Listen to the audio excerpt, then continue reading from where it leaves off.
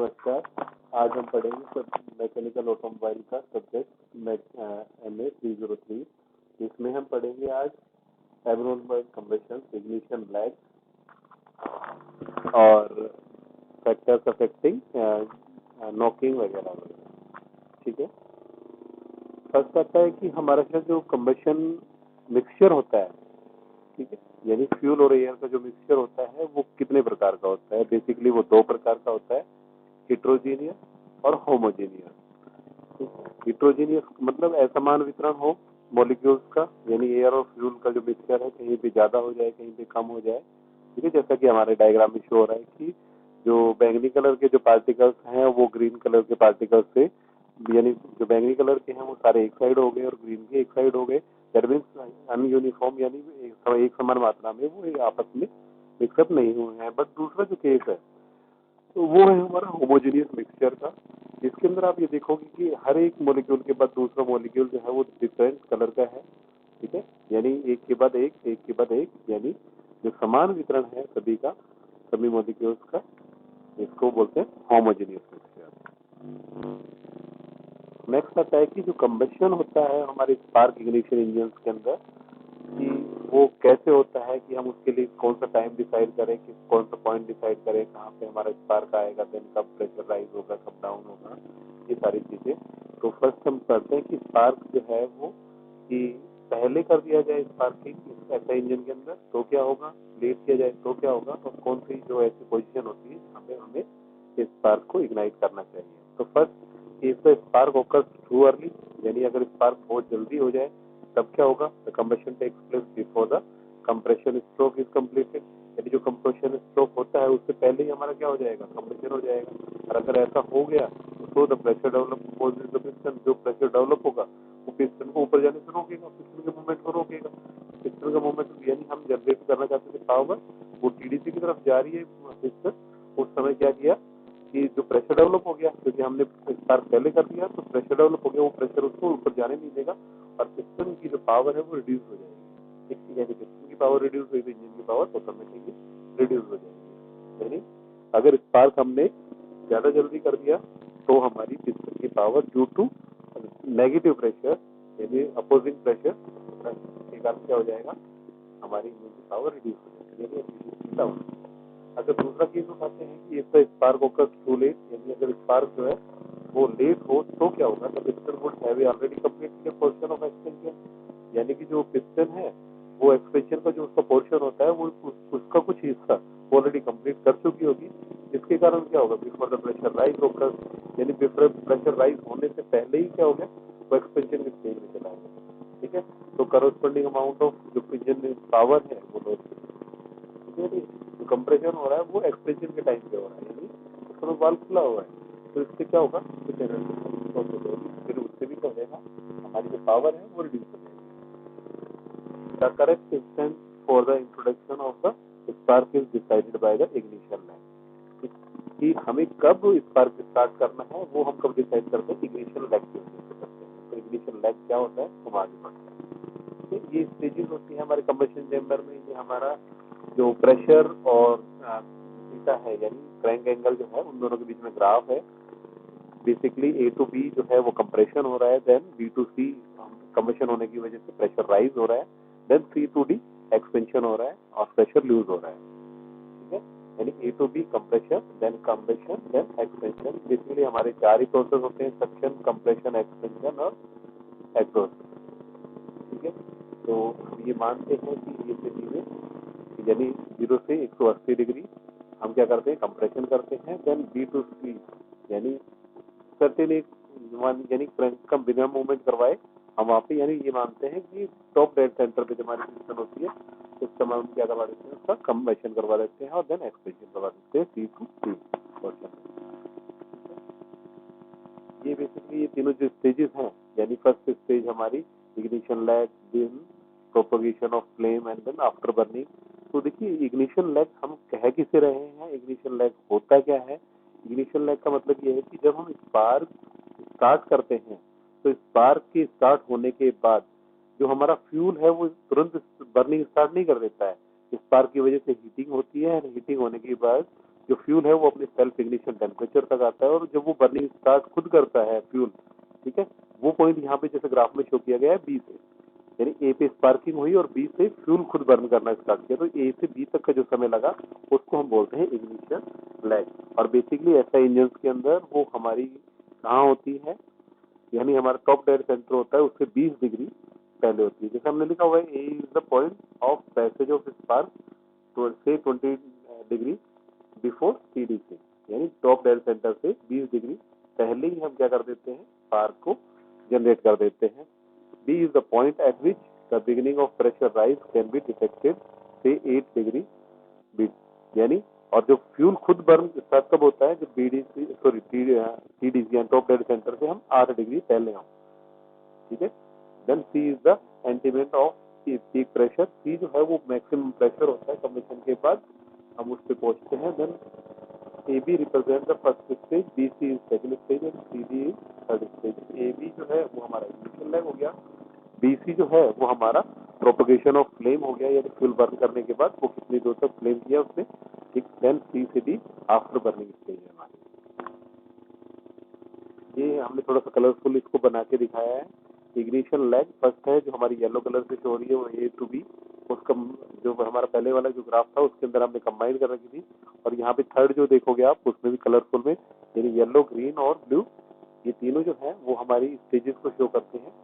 यानी येलो जो है वो हमारा इग्निशन लैग होगा, देन बर्निंग स्टार्ट होगी फ्यूल की, देन फ्लेम प्रोपोगेट करेगा ग्रीन के अंदर, और देन पीक आ जाएगा हमारे प्रेशर का, और देन सी से हम डी की तरफ जब आएंगे तो वो हमारा आफ्टर बर्निंग स्टेज है, यानी फ्यूल जल चुका है, उसके बाद एक्सपेंशन हो रहा है उसका, ठीक है। तो फर्स्ट की इग्निशन लैग होती क्या है, ये इग्निशन लैग जैसे कि हम बार बार बता रहे हैं कि ये इग्निशन लैग जो है वो एक टाइम इंटरवल है, एक समय है, समय का अंतराल है जिसके बीच, वो कब कौन सा अंतराल है कि स्पार्क स्टार्ट होने से लेके और फ्यूल बर्निंग स्टार्ट होने तक, स्पार्क दिया आपने और उसके बाद फ्यूल कब बर्न स्टार्ट हुआ, तो उन दोनों के बीच में जो समय लगा है उसको बोलते हैं इग्निशन लैग। जैसा लिखा हुआ डेफिनेशन में, there is a certain time interval between instant of spark and instant where there is a noticeable rise in pressure due to combustion, ठीक है ना।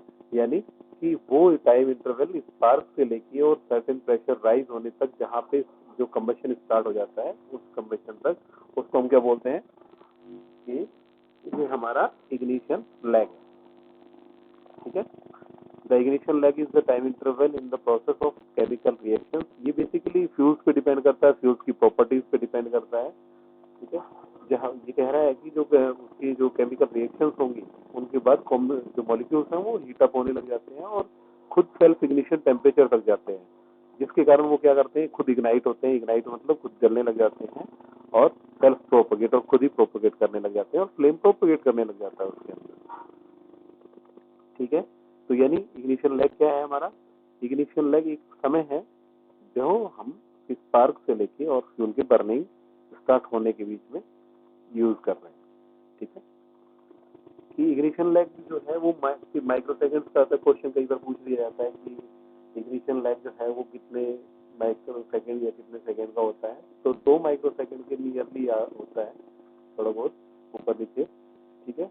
तो नियरली 2 माइक्रो सेकंड के आसपास का हमारा जो है इग्निशन लैग होता है ऐसा इंजन के अंदर। This is a chemical process depend upon the nature property of fuel. ये क्या है, ये केमिकल प्रोसेस है जो किस पे डिपेंड करता है, नेचर पे। नेचर किसका, फ्यूल का, ठीक है, और फ्यूल की प्रॉपर्टीज पे, टेम्परेचर पे, प्रेशर पे, कंबशन चेंबर के डिजाइन पे, ठीक है, प्रोपोर्शंस ऑफ एग्जॉस्ट गैसेस का, रेट ऑफ ऑक्सीडेशन का, बर्निंग का, डिपेंड, बहुत सारी चीजें हैं जिन पे ये डिपेंड करता है, ठीक है। कि पेट्रोल के केस में अलग होता है, ये डीजल के केस में अलग होता है, किसी गैसोलीन फ्यूल के केस में डिफरेंट होता है, तो उनकी कैलोरीफिक वैल्यू, उनकी प्रॉपर्टीज, उनका डिजाइन, इन सब चीजों पे डिपेंड करता है इग्निशन लैग, ठीक है। The period of ignition lag is shown by the part A B, जो हम पहले बता चुके हैं कि ए से लेके बी तक इग्निशन लैग है, देन बी टू सी जो हमारा प्रोपोगेशन है फ्लेम का, देन आफ्टर बर्निंग हमारा सी से डी तक। तो सेकंड स्टेज हम लिखा ना कि फ्लेम प्रोपोगेट कर रहा है, ठीक है, प्रोग्रेसिव है यानी बढ़ रहा है, ठीक है। The second stage D to C is a physical one, है ना, ये फिजिकल का स्टेज है, चीजें कंसर्न विद स्प्रेड, यानी स्प्रेड मतलब फैलाव का फ्लेम का। तो आग लगी है ए बी से स्टार्ट जो हुई है वो प्रोपोगेट करेगी, स्प्रेड करेगी, फैलेगी throughout the combustion chamber, पूरे कम्बशन चैम्बर के अंदर। The starting point of second stage is where the first measurable pressure rise with seen on the indicator line. ये एक मेजरेबल प्रेशर राइज हुआ, ठीक है। तो ए पे हमने स्पार्किंग दी, उसके बाद क्योंकि टीडीसी की तरफ जा रहा था हमारा पिस्टन, ठीक है, तो उससे प्रेशराइज हुआ, हीटिंग मिली और वो क्या हो गया, बर्निंग स्टार्ट हो गई। The point where the line of combustion depart from the combustion line, ठीक है। तो वहां से हमारा क्या होता है, बी से कम्बशन स्टार्ट हो जाता है, combustion line. During the second stage the flame propagates practically at a constant, वैसे तो हम इसे मानते हैं, बट प्रैक्टिकली ये क्या करता है, कांस्टेंट स्पीड के ऊपर प्रोपोगेट करता है फ्लेम जो होता है हमारा। अब आता है कि हमारे जो एसआई इंजन होते हैं उनके अंदर जो नॉकिंग होती है उसका फिनोमेना क्या होता है। नॉकिंग एक इसके अंदर ये कहेंगे कि जो बर्निंग होती है उसके अंदर एक प्रॉब्लम है, उस प्रॉब्लम को हम ये चाहते हैं कि मिनिमम हो, ठीक है। तो knocking is a problem. The figure shows the cross sectional of combustion chamber with flame advance from the spark plug location, यानी हमने एक डायग्राम दिया है जहाँ पे आपको एक सर्किल दिख रहा होगा, बट एक्चुअली ये कम्बशन चैम्बर की शेप बनाई हुई है जिसमें ए जो है वहां पे स्पार्क प्लग है, और वहां से जब स्पार्क के बाद फ्लेम प्रोपोगेट करता है तो प्रोपोगेट करते हुए और कहाँ तक जाता है, डी की तरफ जाता है, यानी ए टू डी डायरेक्शन जो है वो हमारे फ्लेम प्रोपोगेट की है। जो ग्राफ है उसमें बताया गया है कि हमारी पिस्टन जो है बॉटम डेड सेंटर पे होती है, तब हम कंप्रेशन स्टार्ट करते हैं देन, और फिर हम क्या करते हैं, फ्यूल को सॉरी पिस्टन जो है बीडीसी टीडीसी की तरफ जाती है तो हमारा इग्निशन लैग आता है, इग्नाइट करते हैं वहाँ पे, इग्नाइट के बाद स्पार्किंग स्टार्ट होती है, स्पार्किंग के बाद कम्बशन स्टार्ट होता है, देन प्रेशर राइज होता है, और जब टीडीसी के कुछ समय बाद हमारा जो एक्सपेंशन स्ट्रोक है वो स्टार्ट हो जाता है, और वो कहाँ तक जाता है, बीडीसी तक, बॉटम डेड तक जाता है, ठीक है। In the normal combustion the flame travels across the chamber from A to towards D. हम कह रहे हैं नॉर्मली जब कम्बशन होता है तो हमारा जो फ्लेम है वो ए से और डी की तरफ जाता है। Advance flame front compressor and charges B D dash D farthest from the spark plug thus rise is temperature, ठीक है। यानी ए से बी डैश तक तो क्या हुआ, स्पार्किंग जो है जो टोटल प्रोपोगेट हो गया, प्रॉपर कम्प्रेशन उसमें कंप्रेशन रेशियो रहता है, बट उसके बाद में बी डैश डी जो है ये एक्चुअली एक ऐसा अनबर्न फ्यूल है जो जिसका प्रॉपर अगर सेल्फ इग्निशन टेम्परेचर आ जाए तो वो बर्न हो सकता है, अदरवाइज वो अनबर्न हमारे चैम्बर से बाहर हो जाता है। ये एक एफिशिएंसी को डाउन करने का भी एक बहुत बड़ा मैटर है, बट नॉकिंग भी यही जनरेट करता है। The temperature is also increase due to the heat transfer from the hot advance flame. जो तापमान है वो भी क्यों बढ़ रहा है, क्योंकि हीट ट्रांसफर जो हो रही है एडवांस फ्लेम जो आगे का फ्लेम है उसकी वजह से, ठीक है। तो देखिए ये पहला केस तो हमने देखा कि नॉर्मल कंबशन होगा तो ए टू डी की तरफ प्रोपोगेट करेगा फ्लेम, और जो नॉर्मल कंबशन होता रहेगा, और बी डैश डी जो है वो अनबर्न बचा रहेगा। सेकंड जो केस है, if the temperature of and charge, जो बाद का जो एंड चार्ज बचा हुआ है बी डैश बी डी, उसका टेम्परेचर जो है वो अगर not reach its self ignition temperature, जो फ्यूल का खुद का जलने का जो तापमान होता है उसको अगर रीच नहीं करेगा तो then charge would not be auto igniting. तो जो फ्यूल है, जो अनबर्न फ्यूल है बी डैश बी और डी के बीच में, ये इग्नाइट नहीं होगा, और ये मैंने कहा ना कि ये अनबर्न बिना जले ही कम्बशन चैम्बर से बाहर चला जाएगा, ठीक है। तो ये flame will advance further and consume the charge B dash D, कि फ्लेम को एडवांस किया जाए और उसके बाद ये कंज्यूम करता है। देखिए अगला केस आएगा जब ये दिखाएगा नॉकिंग, कि अब इसमें थोड़ा सा चेंज हो गया कि ए से डी की तरफ फ्लेम जा तो रहा है, but B dash B dash C dash और सी वहां तक तो वो अनबर्न रहा फ्यूल, बट उसके बाद क्या हुआ कि इतना कंप्रेशन हो गया, कंप्रेशन की वजह से वहां टेम्परेचर भी राइज हो गया, और टेम्परेचर राइज हो जाने की वजह से क्या है कि जो उल्टा ऑटो इग्निशन हो गया, यानी वो लास्ट में जो फ्यूल बचा था सी डैश डी वो खुद बर्न स्टार्ट हो जाएगा, और बर्निंग स्टार्ट हो गई तो क्या था कि यहाँ से ए से डी की तरफ प्रोपोगेट कर रहा था, ये डी से ए की तरफ प्रोपोगेट करेगा, और जब ये क्या कहाँ हो रहा है, ये एक्सपेंशन स्ट्रोक के पास हो रहा है, तो यहाँ पे ये जो हो रहा है इसको बोलते हैं हम नॉकिंग, ठीक है ना। ये प्रॉब्लम है, ये साउंड जनरेट होती है है तो एक्चुअली पावर, बट ये पावर जो है, जो पिस्टन्स के डिजाइन होते हैं, पिस्टन्स की जो ऊपर का नॉब होता है उसको भी खराब कर देते हैं. If the final temperature is greater than equal to auto ignition temperature, the charge B dash D auto ignite. जो हमने कहा ना कि अगर फाइनल टेम्परेचर जो है इस कम्बशन चैम्बर का, अगर वो उसकी ऑटो इग्निशन टेम्परेचर से ज्यादा चला जाता है, ठीक है, तो वो फ्यूल जो अनबर्न था वो ऑटो इग्नाइट हो जाएगा, अपने आप ही जलने लग जाएगा और बैक साइड रिवर्स यानी बी टू ए वो चलने लग जाएगा, जैसा कि ग्राफ में शो किया गया है. फर्स्ट कंप्रेशन हुआ, इग्निशन हुआ, प्रेशराइज हुआ, फिर जो वेव्स बन रही है वो नॉकिंग की वजह से बन रही है. ये second flame from develops and moves in A opposite direction. है ना, हमने कहा ना कि नॉर्मली जो कंबशन है वो ए टू डी की तरफ चलता है, बट यहाँ पे क्या होगा, डी टू ए की तरफ चलेगा जो नॉकिंग है. ठीक है, जिससे कोलिजन होगा दोनों फ्लेम्स के बीच में, और जिसके कारण क्या बन जाता है, प्रेशर पल्सेशन बनने लग जाती है. ठीक है, कुछ फैक्टर्स होते हैं हमारे इफेक्ट ऑफ इंजन वेरिएबल्स. कुछ इंजन के लिए वेरिएबल्स होते हैं कि जो हम नोकिंग बढ़ाना या कम करना, एक्चुअली बेसिक पर्पस तो हमारा नोकिंग को कम करना होता है. तो क्या उनको जो फैक्टर्स होते हैं जिन पे ये डिपेंड करता है, सारे इंजन की प्रॉपर्टीज हैं. तो फर्स्ट है कि factor influence the flame speed. Flame speed control हो जाएगी तो नोकिंग और हमारा कम्बशन जो है यानी इनिशियल लैग वगैरह है, इन सबको कंट्रोल कर सकते हैं. तो इनको कंट्रोल करने के लिए जो पैरामीटर्स होते हैं, फर्स्ट उसमें आता है टर्बुलेंस, देन आता है air fuel ratio, then temperature and pressure, then compression ratio, फिर इंजन का आउटपुट, इंजन की स्पीड, इंजन का साइज. ठीक है, तो उसमें हम फर्स्ट देखते हैं कि हमारा फर्स्ट कंप्रेशन रेशियो. कि कंप्रेशन रेशियो को अगर हम बढ़ा दें, इंक्रीज, तो कंप्रेशन रेशियो की वजह से क्या होगा कि टेम्परेचर और प्रेशर बढ़ेंगे, और टेम्परेचर और प्रेशर बढ़ेंगे. अगर ये दोनों बढ़ेंगे तो हमारा क्या होगा, जो नोकिंग जो है वो रिड्यूस होने लगेगा. बेसिकली ऑपरेटर इनको कंट्रोल नहीं करता, ये सेटिंग्स होती हैं इंजन की. ठीक है, जो सेकंड होता है मास ऑफ चार्ज इंजेक्टेड, यानी कितना हम फ्यूल जो है उसके अंदर कितनी क्वांटिटी में डाल रहे हैं. अगर वो बढ़ेगा तो प्रेशर राइज होगा, प्रेशर राइज होगा तो हमारी नोकिंग जो है वो कम हो जाएगी, रिड्यूस हो जाएगी. बेसिकली कंट्रोल कर लेता है ऑपरेटर. इनलेट टेम्परेचर यानी फ्यूल जो है हमारा वो जब जाता है तो उसका इनलेट टेम्परेचर कितना होगा, तो इनलेट जो टेम्परेचर है अगर वो बढ़ जाता है तो क्या होगा, नोकिंग रिड्यूस होगी.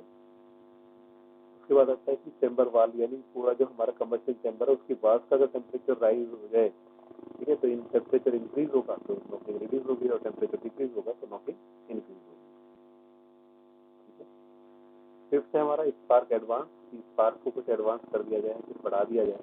ठीक है, तो टेम्परेचर जो है वो बढ़ेगा, टेम्परेचर बढ़ेगा, प्रेशर बढ़ेगा, तो नोकिंग जो है वो रिटार्ड हो जाएगी, कम हो जाएगी. ठीक है, एयर फ्यूल रेशियो अगर इंक्रीज कर दिया जाए तो एयर फ्यूल रेशियो इंक्रीज होगा तो टेम्परेचर और प्रेशर दोनों बढ़ेंगे तो नोकिंग बढ़ेगी. ऐसा ही के केसेस में है ना, सीआई के केसेस में रिवर्स होता है इसका. टर्बुलेंस में कि अगर एयर का जो फ्लो है इसके अंदर उसको बढ़ा दिया जाए तो जो उसका टाइम फैक्टर है वो डिक्रीज हो जाएगा, और टाइम फैक्टर जब डिक्रीज होगा तो नोकिंग ऑटोमेटिकली बढ़ जाएगी. एट जो है हमारा फैक्टर है वो इंजन की स्पीड है. अगर इंजन की स्पीड बढ़ाएंगे तो जो टाइम फैक्टर है वो डिक्रीज होगा, और टाइम फैक्टर डिक्रीज होता है तो नोकिंग ऑटोमेटिकली बढ़ने लग जाती है. नाइन्थ जो हमारा फैक्टर है वो डिस्टेंस ऑफ फ्लेम ट्रेवल है, कितना फ्लेम ट्रेवल करता है. अगर वो इंक्रीज टाइम फैक्टर, अगर वो टाइम फैक्टर को इंक्रीज करेगा, ठीक है, तो क्योंकि टाइम फैक्टर रिड्यूस होता है तो नोकिंग बढ़ती है, टाइम फैक्टर जो है वो डिक्रीज होता है, इंक्रीज होता है तो नोकिंग रिड्यूस होती है. तो इस केस में जब डिस्टेंस जो है फ्लेम का वो इंक्रीज क्या करेगा, फैक्टर को इंक्रीज करेगा, टाइम फैक्टर को, तो उसके कारण नोकिंग क्या हो जाएगी, रिड्यूस हो जाएगी. कुछ फैक्टर्स, क्या ऐसे कौन कौन से फैक्टर्स हैं, ठीक है, जिनकी वजह से, जिनकी पॉसिबिलिटी से नोकिंग होती है, तो उनको कम कर लिया जाए तो नोकिंग जो है वो रिड्यूस की जा सकती है. तो जैसा भी हमने ये फैक्टर्स पढ़े हैं इनको हम कंट्रोल कर सकते हैं, और उन फैक्टर्स में से कुछ को हमने लिया है सेलिब्रेट करने के लिए. तो फर्स्ट होता है कि हमारा reduce the distance of flame travel. जो फ्लेम टोटल, क्योंकि आपने देखा होगा ग्राफ के अंदर कि सी से और डी पोर्शन के बीच में नोकिंग स्टार्ट हो रही है. अगर हमारे फ्लेम जो ट्रेवल हो रहा है, अगर उसका डिस्टेंस हम रिड्यूस कर लें, ठीक है, यानी तो उससे क्या होगा, जो नॉकिंग है वो पहले होने लग जाएगी और फ्यूल जो है वो अनबर्न कम बचेगा, और कम बचेगा तो नॉकिंग होगी नहीं। ठीक है। अब दूसरा है कि central location of spark plug, यानी हम क्या कर रहे हैं, ए पे स्पार्क प्लग को लोकेशन दे रहे हैं, फिर वो पूरा डायमीटर कवर करके डी पोर्शन तक पहुंचता है, तो यानी टाइम जो है वो ज्यादा लगता है। ठीक है। अगर हम उसकी एक सेंट्रली पोजीशन दे दें तो फ्लेम जो प्रोपोगेट होगा उसको कम डिस्टेंस प्रोपोगेट करना पड़ेगा, कम समय लगेगा और ज्यादा अच्छी यूनिफॉर्म स्पार्किंग होगी, और यूनिफॉर्म स्पार्किंग होगी तो उससे क्या बेनिफिट है, प्रॉपर कंबशन होगा चैम्बर के चारों तरफ। ठीक है। और उससे हमारी जो नॉकिंग है वो रिड्यूस हो जाएगी। थर्ड जो होता है, avoid pockets of stagnant charges. जो स्टैग्नेंट चार्जेस हैं, जो बचे हुए चार्जेस हैं, उनकी जो पॉकेट्स बन रही हैं उनको किसी तरीके से हमें रिड्यूस करना चाहिए। ठीक है। वो रिड्यूस हो जाएगी तो नॉकिंग रिड्यूस हो जाएगी। Cooling of spark plug and exhaust valve area, सीधी सी बात है, अगर वो ठंडे रहेंगे तो प्रॉपर वर्क करते रहेंगे, अदरवाइज वहाँ पे हॉट स्पॉट्स और मेजोरिटी कंबशन चैम्बर्स की प्रॉब्लम्स आने लग जाती है वहाँ पे। तो हम क्या करेंगे, स्पार्क प्लग और एग्जॉस्ट जो वाल्व है और जो इनलेट वाल्व है, इनके आसपास का जो एरिया है उसको कूलिंग करने की कोशिश करते हैं, जिसके कारण हमारा क्या होता है, नॉकिंग रिड्यूस हो जाती है। Reducing the temperature of the charge, जो हम चार्ज है यानी फ्यूज जो है वो चार्ज जब करते हैं तो उसके अंदर क्या करें, टेम्परेचर को रिड्यूस करें। ठीक है। जिसके कारण भी नॉकिंग कम होती है। Adopting a high surface to volume ratio, जो हमारा सरफेस टू वॉल्यूम रेशियो है उसको हाई रखेंगे, जिसके कारण क्या है, last portion of charge burn. ठीक है। कहाँ का ये high surface to volume ratio है, जो लास्ट में अनबर्न चार्ज है उसका, तो उसका कम रखेंगे। ये हाई रखेंगे तो वहाँ ऑटोमेटिकली क्या हो जाएगा, बर्निंग नहीं होगी, और बर्निंग नहीं होगी तो नॉकिंग नहीं होगी। Heat transfer to the combustion chamber valve can be improved by using, जो हीट ट्रांसफर जो है कंबशन चैम्बर की दीवारों का, वो इम्प्रूव होता है कब, जब high surface to volume ratio किया जाए। ठीक है। तो अगर ऐसा होगा तो देन जो टेम्परेचर होगा वो रिड्यूस हो जाएगा, और टेम्परेचर रिड्यूस हो गया तो हमारी नॉकिंग जो है वो रिड्यूस हो जाएगी। Thank you.